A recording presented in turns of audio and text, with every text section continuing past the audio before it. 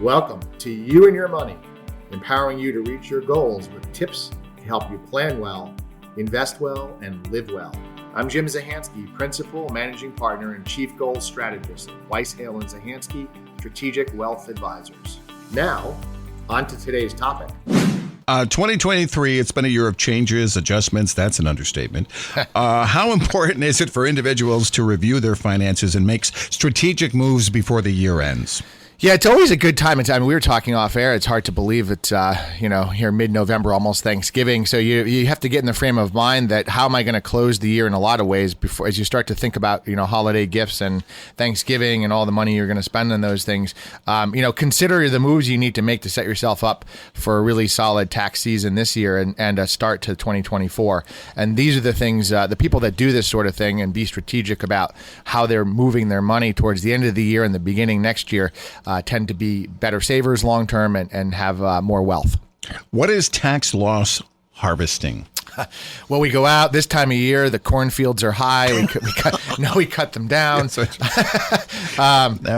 sounds official. Yes, but in essence, it's a time of when we look at any appreciated stock and sort of offset any gains that might be had with some holdings that might be of a loss, and then we try to, for clients, give them tax losses in holdings that might be not performing as well, and then you can carry forward those losses annually, up to $3,000, which essentially is a deduction right from the top line of your filing. So it's a strategic trading move on our end, which we do on all portfolios this time of year for clients, and look at what's performed, offset it with losses, and try to give some tax loss harvesting, which we find is a really strategic move in portfolio management. Speaking of deductions, itemized deductions or standard deductions? Yeah, the standard deduction has increased really nicely since the Tax Cut and Jobs Act of 2017. And so, if you're a married couple filing jointly, the standard deduction for 2023 is $27,700. So it's a really high number, right? But if you're a person who donates a lot of money or has, a lot of mortgage interest, and your standard deduction, if you start to itemize, if your itemized deductions beats that standard deduction, so again, if you're married filing jointly, $27,700. Then obviously you're taking the itemized deductions, right? If it's higher.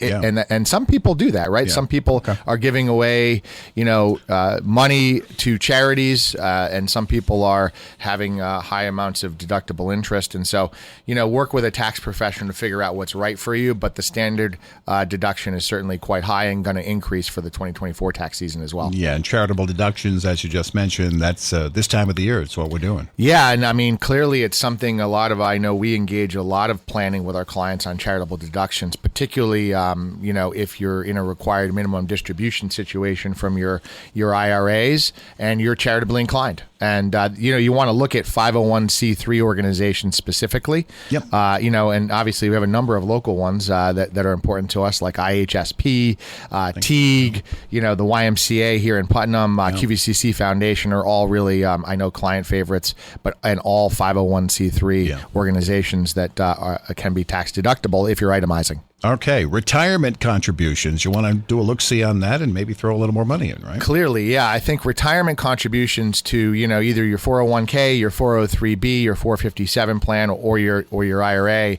if it's a tax-deductible one, all give you, the ability to reduce taxable income and increase your savings, which builds wealth in the long term. So, at a very simple level, you're below the age of 50, you've got a 401k, your ability to contribute is up, or the maximum amount by the IRS for this year is $22,500 if you're below 50. And then if you're over 50, there's a $7,500 contribution. That's a catch-up provision. So you can almost, look at that at this point of year. Did I contribute to the limits? And if I didn't and I have more cash, put it in. Do it. Roth conversions. What's that? Yeah, Roth IRAs are a really wonderful, tool. They're generally you're contributing to them post-tax, and they grow tax deferred. But unlike a traditional 401k or IRA, you don't have to take required minimum distributions at the age the IRS tells you, which is usually 73 and higher. So with clients, we're looking at over time, what's the most tax efficient way to have your IRAs? And we look at Roth conversions, meaning we might convert some dollars from what you had in a traditional IRA or a 401k and convert them to a Roth, which is sort of a more tax-friendly vehicle, especially as you age. And we would do that in conjunction with a tax professional to make sure that it had long-term tax savings for you. All right, key advice as we approach a new year. Well, we've been talking about a couple of themes here. The key advice is look at the health of your finances overall. What does your budget look like? Do I have extra cash flow going into the holiday season or not? If I do, how do I improve tax efficiency? You could contribute to your retirement plans. You could contribute to your health savings account if you have one. All really good tax moves.